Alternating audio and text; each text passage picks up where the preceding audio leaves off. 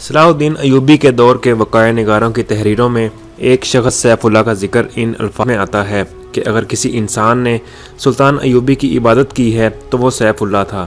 سلطان ایوبی کے گہرے دوست اور دست راست بہاؤالدین شداد کی اس ڈائری میں، جو آج بھی عربی زبان میں محفوظ ہے، سیف اللہ کا ذکر ذرا تفصیل سے ملتا ہے۔ یہ شخص، جس کا نام باقاعدہ تاریخ میں نہیں ملتا، صلاح الدین ایوبی کی وفات کے 17 سال بعد زندہ رہا۔ وقائع نگار لکھتے ہیں کہ اس نے عمر کے یہ آخری 17 سال سلطان ایوبی کی قبر کے مجاوری میں گزارے تھے۔ اس نے وصیت کی تھی کہ وہ مر جائے تو اسے سلطان کے ساتھ دفن کیا جائے، مگر سیف اللہ کی کوئی حیثیت نہ تھی۔ وہ ایک گمنام انسان تھا جسے عام قبرستان میں دفن کیا گیا۔ وقت جلدی ہی آ گیا کہ اس قبرستان پر انسانوں نے بستی آباد کر لی اور قبرستان کا نام و نشان مٹا ڈالا۔ تاریخی لحاظ سے سیف اللہ کی اہمیت یہ تھی کہ وہ سمندر پار سے صلاح الدین ایوبی کو قتل کرنے آیا تھا۔ اس وقت اس کا نام میگنار ماریوس تھا۔ اس نے اسلام کا صرف نام سنا تھا، اسے کچھ علم نہیں تھا کہ اسلام کیسا مذہب ہے۔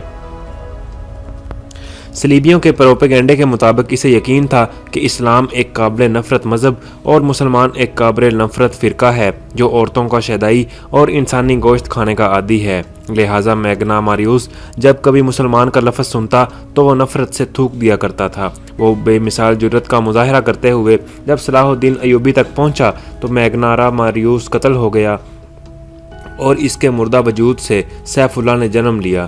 تاریخ میں ایسے حکمرانوں کی کمی نہیں جنہیں قتل کیا گیا یا جن پر قاتلانہ حملے ہوئے، لیکن سلطان صلاح الدین ایوبی تاریخ کی ان معدود شخصیات میں سے ہیں جسے قتل کرنے کی کوششیں دشمنوں نے بھی کی اور اپنوں نے بھی، بلکہ اپنوں نے اسے قتل کرنے کی غیروں سے زیادہ سازشیں کی۔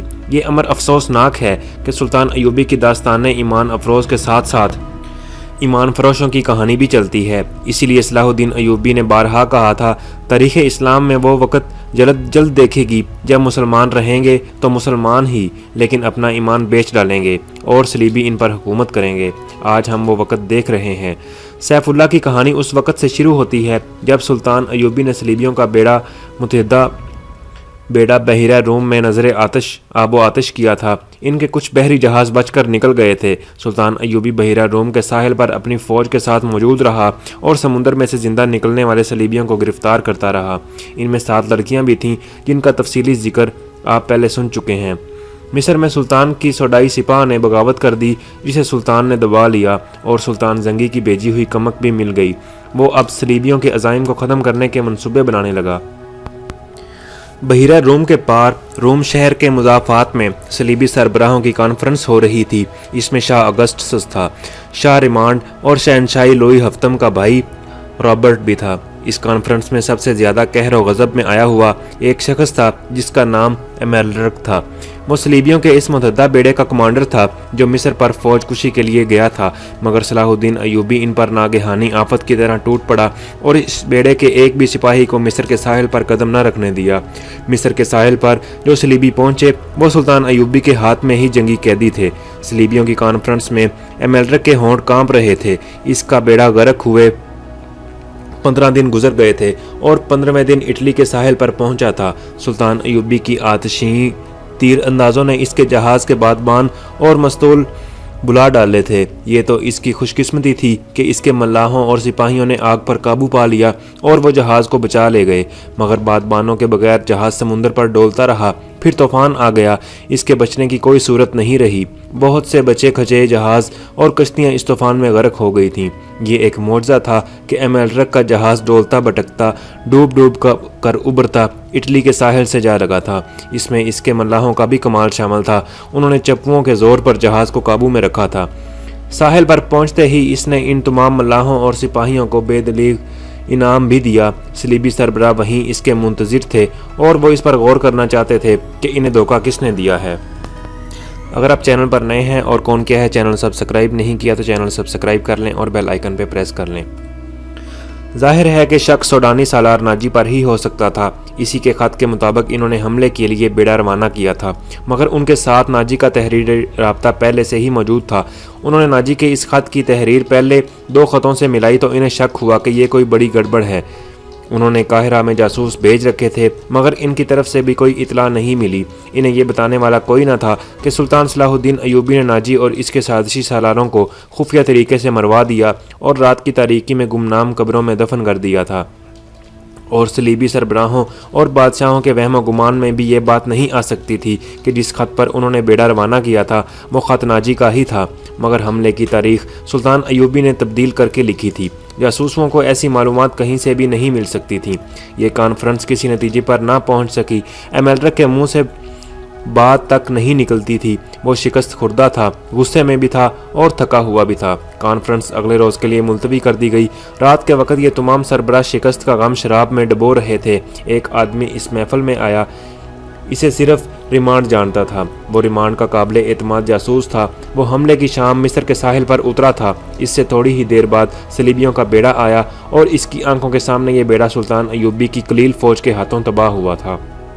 یہ جاسوس مصر کے ساحل پر رہا اور اس نے بہت سی معلومات مہیا کر لی تھیں۔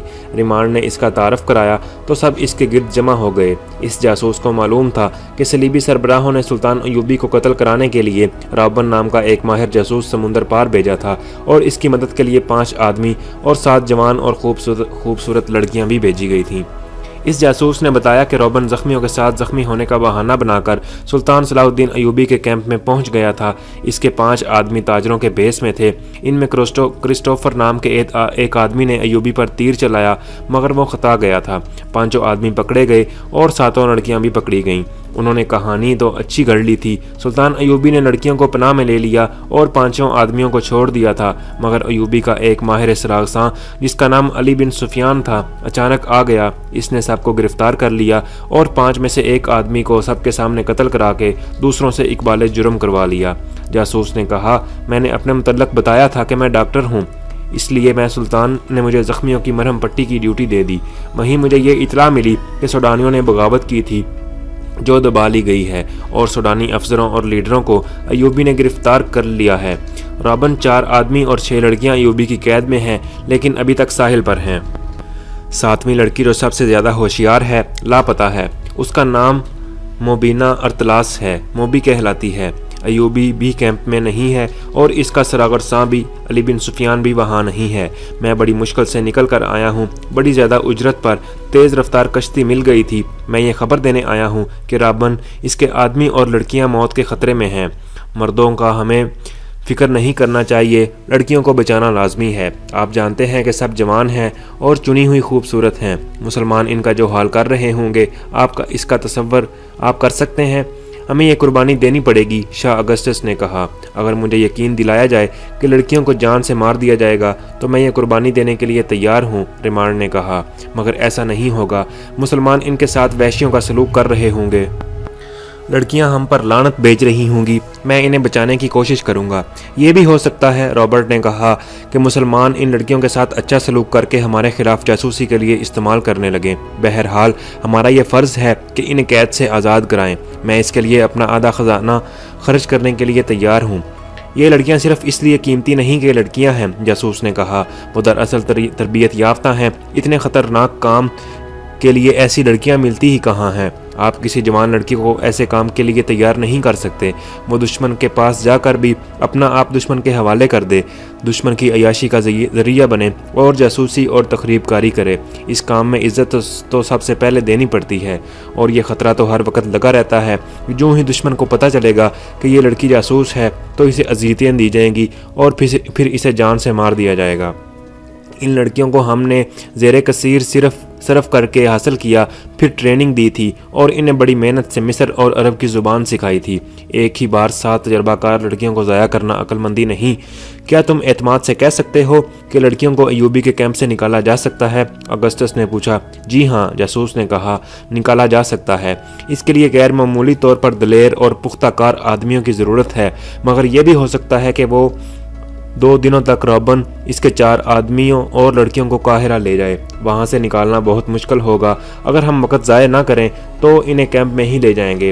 آپ مجھے 20 آدمی دے دیں، میں ان کی رہنمائی کروں گا، لیکن آدمی ایسے ہوں جو جان پر کھیلنا جانتے ہوں۔ ہمیں ہر قیمت پر ان لڑکیوں کو واپس لانا ہے، ایمیلرک نے گرج کر کہا۔ اس پر بحیرہ روم میں جو بیتی تھی وہ اس کا انتقام لینے کو پاگل ہوا جا رہا تھا۔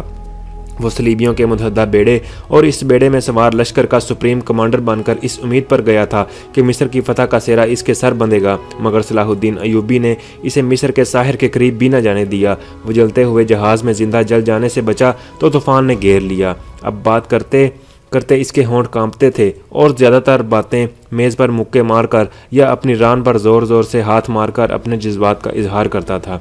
इसने कहा, मैं लड़कियों को भी लाऊंगा और सलाहुद्दीन को कत्ल भी कराऊंगा। मैं इन्हीं लड़कियों को मुसलमानों की सल्तनत की जड़ें खोखली करने के लिए इस्तेमाल करूंगा। मैं सच्चे दिल से आपकी तायद करता हूँ। शाह एमलरक रिमांड ने कहा, हमें तरबियत याफ्ता लड़कियों को इतनी आसानी से ज़ाया नहीं करना चाहिए, ना हम करेंगे। आप सबको अच्छी तरह मालूम है कि शाम के हरमों में हम कितनी लड़कियां दाखिल कर चुके हैं। किसी मुसलमान और गवर्नर और अमीरान इन लड़कियों के हाथों में खेल रहे हैं। लिहाजा बगदाद में ये लड़कियां उमरा के हाथों ऐसे मुतअद्दिद अफराद को कत्ल करा चुकी हैं जो सलीब के खिलाफ नारा लेकर उठे थे। मुसलमानों की खिलाफत को हमने औरत और शराब से 3 हिस्सों में तकसीम कर दिया। इनमें इतिहाद नहीं रहा, वो ऐशो इशरत में गर्क होते जा रहे हैं। सिर्फ 2 आदमी हैं जो अगर ज़िंदा रहे तो हमारे लिए मुस्तकिल ख़तरा बने रहेंगे, एक नूरुद्दीन जंगी और दूसरा सलाहुद्दीन अय्यूबी। अगर इन दोनों में से एक भी ज़्यादा देर तक ज़िंदा रहा तो हमारे लिए इस्लाम को ख़त्म करना आसान नहीं होगा। अगर सलाहुद्दीन ने सूडानियों की बगावत दबा ली है तो इसका मतलब है कि ये शख्स उस हद से ज़्यादा ख़तरनाक है जिस हद तक हम इसे समझते रहे हैं। हमें मैदान जंग से हटकर तकरीब कारी का महाज भी खोलना पड़ेगा। मुसलमानों में तफरका और बेइत्मीनानी फैलाने के लिए हमें इन लड़कियों की ज़रूरत है। दोस्तों, अगर आप चैनल पर नए हैं और कौन क्या है चैनल सब्सक्राइब नहीं किया तो चैनल सब्सक्राइब कर लें और बेल आइकन पर प्रेस कर लें ताकि आपको मज़ीद वीडियोज़ मिलती रहें।